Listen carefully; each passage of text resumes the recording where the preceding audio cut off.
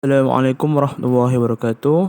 Nama saya Muhammad Nakir Hakim bin Nasiruddin dan saya akan present pasal penghasilan baja kompos.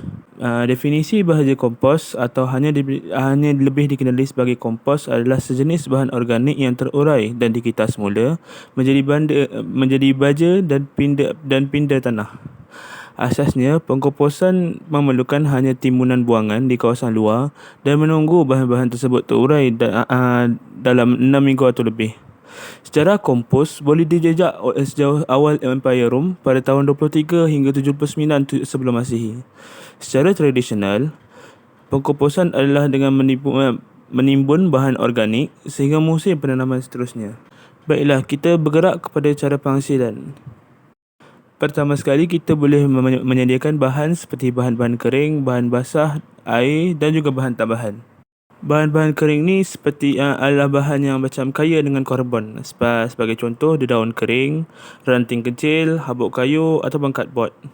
Sementara bahan basah pula, dia adalah bahan yang kaya dengan nitrogen. Contoh rumput, tinja lembu, hampas teh, sisa sayuran dan lain-lain. Manakala untuk bahan tambahan pula, kita boleh menyediakan bahan-bahan yang mengandungi bahan kimia lain seperti kulit telur yang mengandungi kalsium, tanah bakar dan sebagainya. Setelah menyediakan bahan-bahan tersebut, kita lapiskan dan selang-selikan lapisan bahan-bahan kering dan basah di atas tanah. Jika tiada lokasi atau tanah meletakkan kompos, kita boleh juga meletakkan apa-apa bekas yang sesuai. Selepas itu, kita siram air pada setiap lapisan bahan kompos tersebut. Selepas itu, kita boleh bolak-balikkan kotak ataupun bekas tersebut selang beberapa hari. Kalau dalam pandangan saya, selang 2 hari ataupun 3 hari. Kompos akan terkompos secara sendirinya dan boleh disimpan setelah beberapa bulan ataupun sehingga setahun dibolak-balikkan sebenar tadi.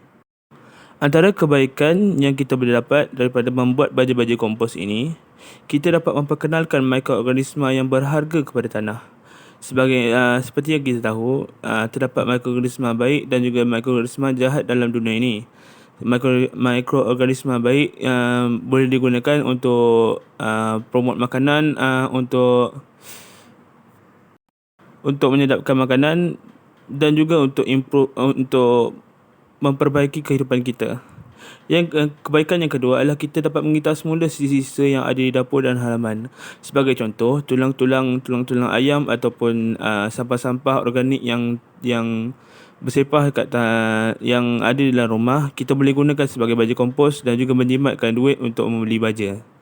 Yang ketiga adalah kita dapat mengurangkan pelupusan sisa sampah.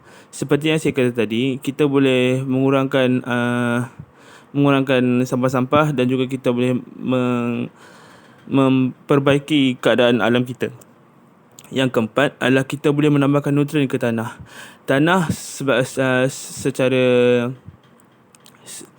secara organiknya memang ada nutrien, tapi kalau kita nak menaikkan taraf kehidupan pokok-pokok tersebut, pokok-pokok yang kita tanam, kita boleh menambahkan nutrien menyebabkan dia boleh membesar dengan sihat dan juga lebat buahnya. Berikut merupakan rujukan kepada saya punya pembentangan dan akhir kata, terima kasih kerana mendengar pada pembentangan saya.